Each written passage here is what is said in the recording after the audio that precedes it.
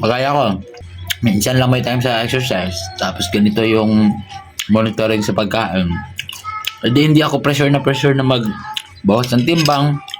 Minsan lang tayo makapag-exercise. At least, panatag ako na meron pa rin nararating yung exercise natin. Diba? Good morning, guys. Breakfast time. Check na itong nilot ng misis, guys. Oh.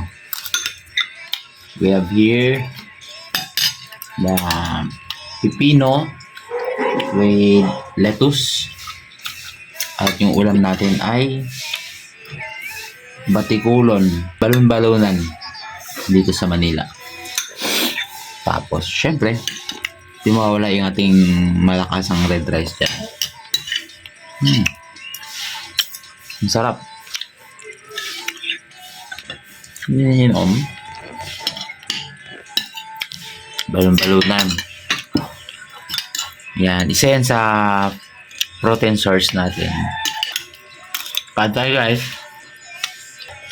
Hi guys, for watching. Thank you for watching. Hello, guys.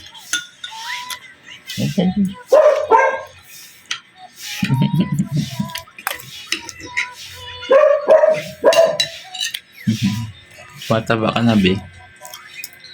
Padayon lang sa pataba, be, ha? Kaya mag-exercise tayo, madako ka na. Ang sarap. Tapos meron pa itong appetizer.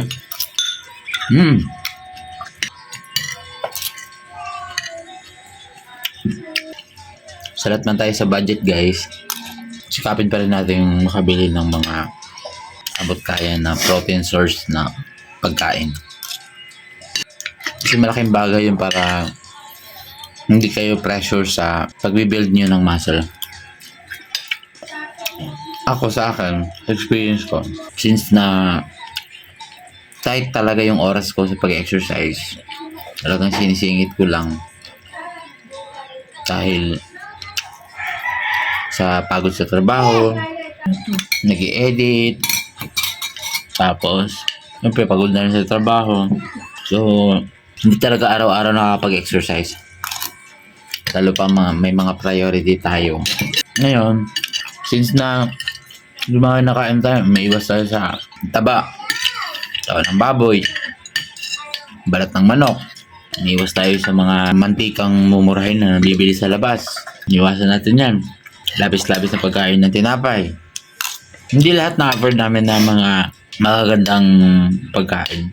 Limited lang talaga kasi kagaya niyan. Yung wheat bread. Di ba? Hindi may presyo yun. Dahil dun sa mga iniiwasan natin pagkain, para hindi ka pressure magtunaw, especially sa mga kagaya ko na nagtutunaw ng taba o nagpapapayat, babawas ng timbang. Para hindi ka sobrang pressure, di ba? Hi, Enjoy mo lang yung watching. moment. Bye. Bye-bye. Na-enjoy mo lang yung moment ng pag-exercise mo. Napakaganda rin talaga na bantayan mo yung diet mo. Ganun ang gawin nyo para ma-maintain nyo yung timbang nyo. Kasi maganda, masarap sa pakiramdam, magaan sa pakiramdam. Tapos pag nag-exercise kayo, alam nyo sa sarili nyo na kaunting taba na lang yung tutunawin nyo. Tapos bawat exercise nyo, makikita nyo, mararamdaman nyo sa muscle nyo. Yung pump, yung improvement, balon-balonan. Alam nyo, dati pa isa ito sa paborito ko na ulam at ay balunan. Pero matagal ko na hindi nauulam to.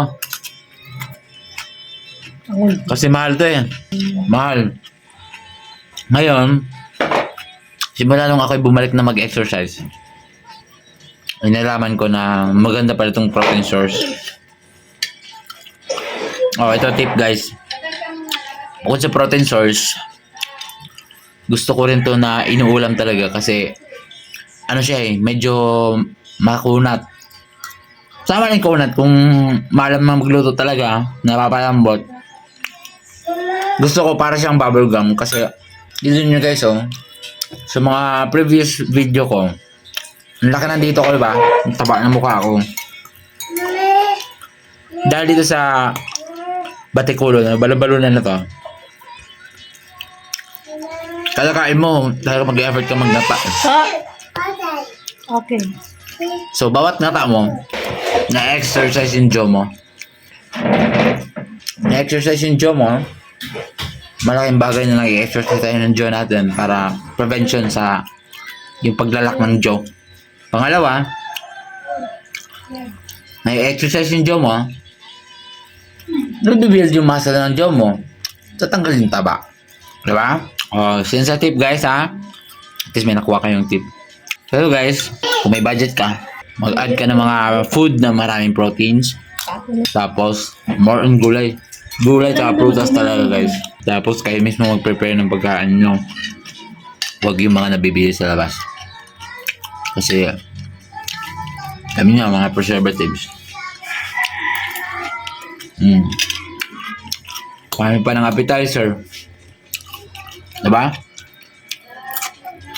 Kagaya ko. Minsan lang may time sa exercise. Tapos ganito yung monitoring sa pagkain. Hindi ako pressure na magbawas ng timbang. Minsan lang tayo makapag-exercise. At least, panatag ako na meron pa rin nararating yung exercise natin. Diba? Sana may natutunan kayo guys sa breakfast kwentuhan na to. I-share nyo rin to guys. Kalimutan mag-share, mag-follow.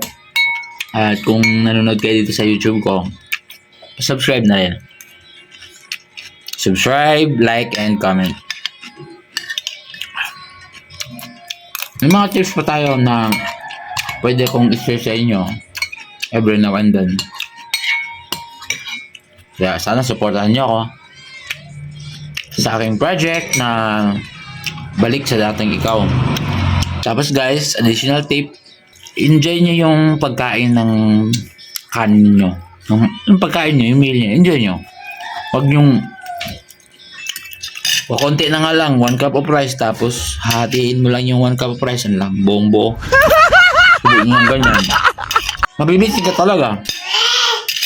Kasi sabihin ng utak mo, ay, bilis naman natapos. Nakain mo na lahat. Yung sasakto sa kutsara. Tapos, enjoy nyo yung nguya. Paalam mo ka dati. Enjoy nyo yung sarap. Ubo, ito ubo. Enjoy nyo. Diba? Dirty. So, yun lang guys. Maraming salamat sa panonood. Subscribe, follow, and share. At paki-comment na rin ng inyong diet meal, diet plan, para at least ma-inspire natin yung mga nagbabawas ng timbang, nagpapaganda ng katawan. Guys, thank you for watching.